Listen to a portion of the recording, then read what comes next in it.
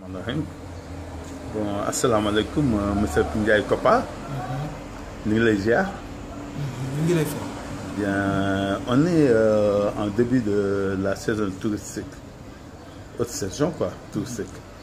Bon, c'est quoi la saison touristique? Ah, voilà, monsieur Mbouf, je vous remercie de votre initiative, d'avoir créé cette télévision en ligne. C'est important au niveau de la communication, de l'information et de l'éducation sur l'impact du tourisme. Mais avant la saison touristique, il va falloir développer un peu qu'est-ce qui a amené la saison touristique. Parce que nous, notre option, c'est le balnéaire.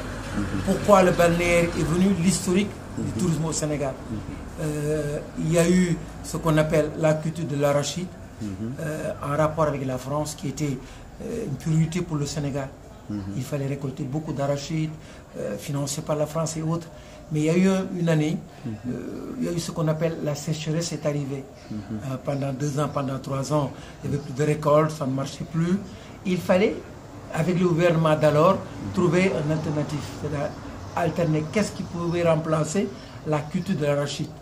Ils se sont dit que le Sénégal, c'est un beau pays, il y a le soleil toute l'année, les Sénégalais sont extrêmement gentils. Il fallait ouvrir la porte du Sénégal, ouvrir la porte de l'Afrique vers le Sénégal. Les Sénégalais sont gentils et ils l'ont fait. Et ils ont créé le tourisme sénégalais. Il y a au niveau du Sénégal.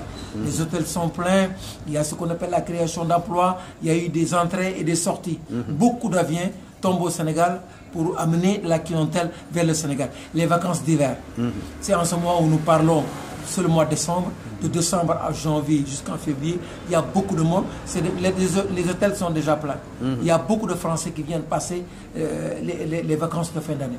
Voilà ce qu'on appelle la haute saison. La haute saison, à partir du mois d'octobre jusqu'en fin mai. 15 octobre, 15 mai, c'est la haute saison. Mais à partir de 15 mai, au mois de mai, il commence à faire beau en France. Les Français préfèrent rester vers la Côte d'Azur, ils préfèrent rester chez eux. Et beaucoup de villages de vacances sont fermés, surtout vers la Casamance. Ils préfèrent rester sur la Côte d'Azur et passer leurs vacances. C'est la basse saison.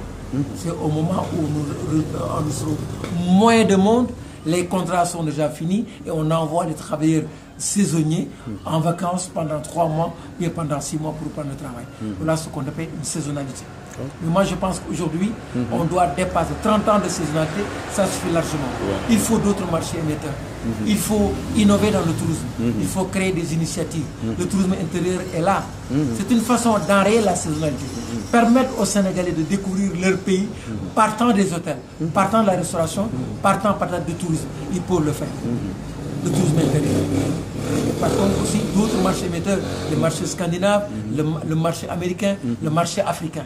Mais ça, il faut le faire, mais d'autres marchés émetteurs. Ça, c'est le travail de l'agence sénégalaise de promotion touristique.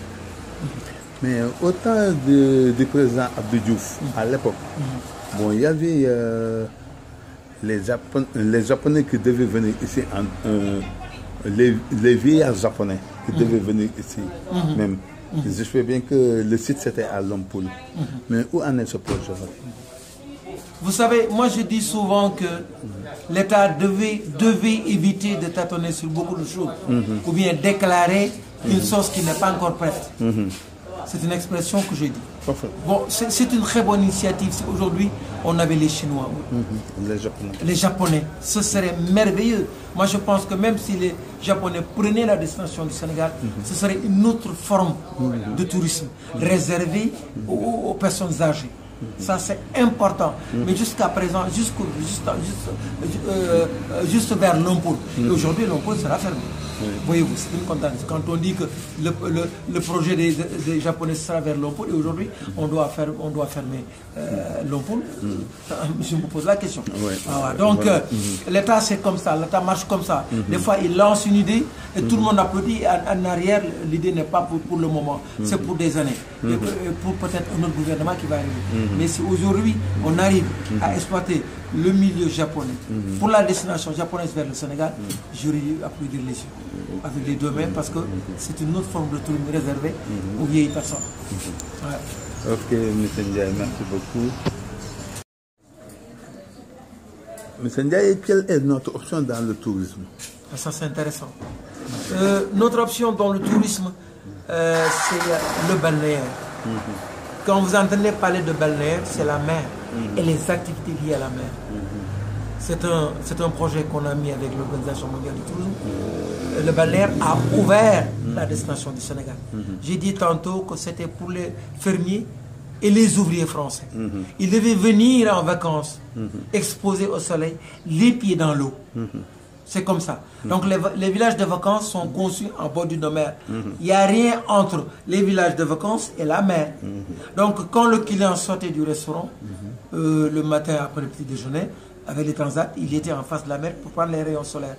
Parce que pendant 11 mois d'intense d'activité, avec le temps qu'il fait, il fait excessivement froid en Europe, il venait, comme on dit, mettre beaucoup de soleil dans son corps. C'est ça le balnéaire, c'est notre option. Quand on parle de balnéaire, s'il n'y a pas la mer, c'est pas le balnéaire. Le balnéaire doit être lié à la mer, avec les activités de la mer. On ne voyage pas, on dit souvent qu'on ne voyage pas uniquement pour la mer, mais on voyage avec la mer. Quand on trouve la mer avec les activités, la pêche à l'espadon, les trucs, les jeux sportifs au niveau de la mer, les pédalos et autres. Donc c'est ça le balnéaire. Le balnéaire et les activités liées à la mer, c'est ça. C'est ce qu'attend l'ouvrier français et le fermier français. S'il n'y a pas la mer et les vacances, les villages de vacances sont conçus en bordure de mer, il n'y a rien qui les sépare de la mer. Même un client peut se trouver à la fenêtre de son hôtel et être en face de la mer. C'est ça. Nous employons la mer pour vendre notre destination parce qu'ils font des kilomètres en marche, ils font la mer, le matin ils louent des bateaux dans les centres de pêche, ils vont faire la pêche à l'espadon et autres là, tout ça est lié au balnéaire. C'est exactement cela. Mais actuellement beaucoup de hôtels sont fermés.